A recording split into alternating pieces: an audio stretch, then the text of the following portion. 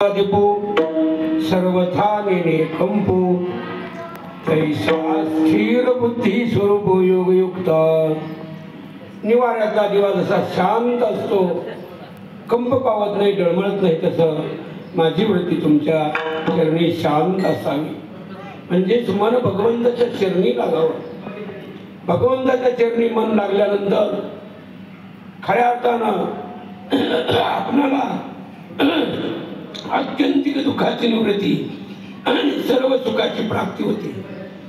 आणि जर हे मन भगवत चरणी न लागल्यामुळे आपणाला आपली वाताहात होते, म्हणजेच जन्म मृत्यूच्या फेऱ्यात फिरावं लागतं.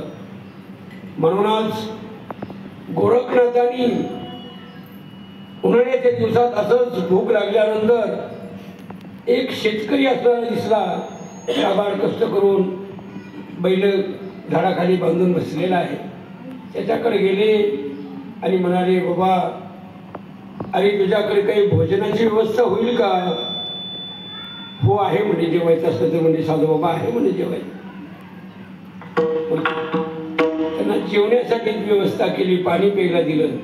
ते साधू तृप्त झाल्यानंतर त्यांना वाटलं की या शेतकऱ्याला काहीतरी आशीर्वाद देऊन जावं, जेणेकरून याचं दुःख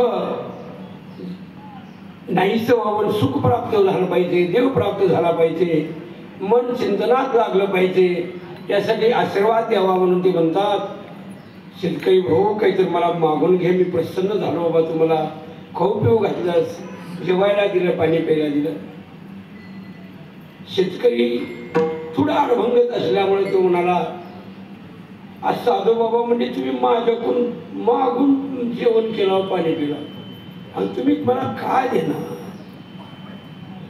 तुम्हाला अजून तुम्हाला काय पाहिजे का? नाही, आमचं पोट भरलं म्हणून. मग तुम्ही जेवून जा म्हणून. मागून तुम्ही खाणारी माणसं तुम्ही काय देणार? तुम्ही चला म्हणणे. अरे त्याला काय करणार बाबा? बरं ठीक आहे बाबा.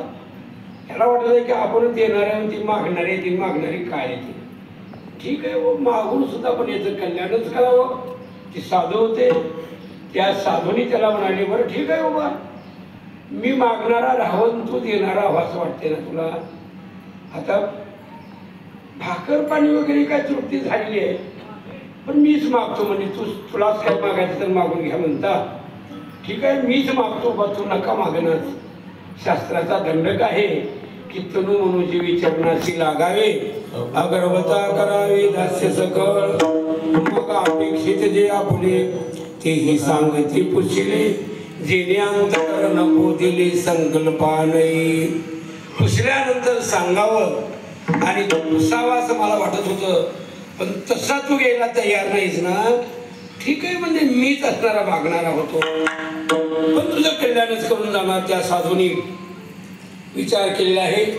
साधू बाबा म्हणत आहेत, शेतकरी भाऊ तुझं मला मन दे रे बाबा, म्हणून भाकर पाणी वगैरे काही नाही. आता साधू मन ही द्यायची वस्तू आहे का?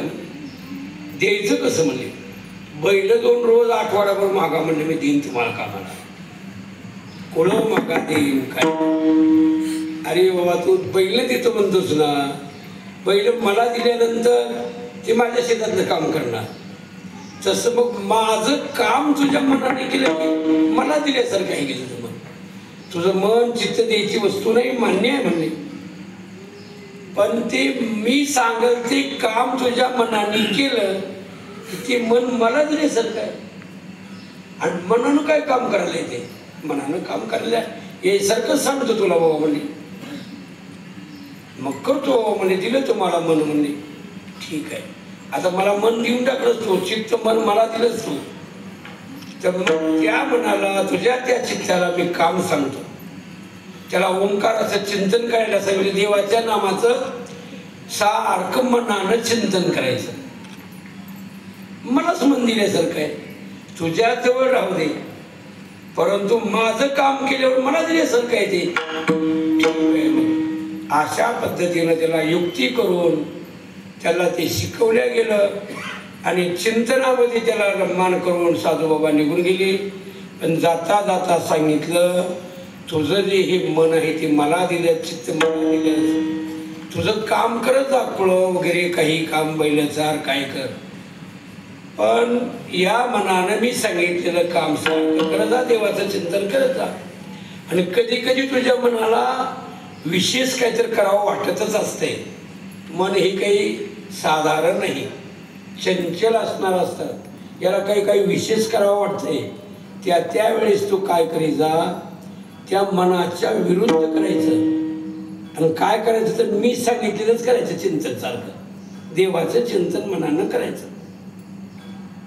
ठीक आहे म्हणे साधू बाबा, हे मन तुम्हाला दिलं, तुम्ही सांगितलेलं काम ह्या मनानं मी सारखं करत जाईन बाबा. म्हणले समाधान वाटायले, कारण नावामध्ये समाधान होतं. मन सदा नाम घोष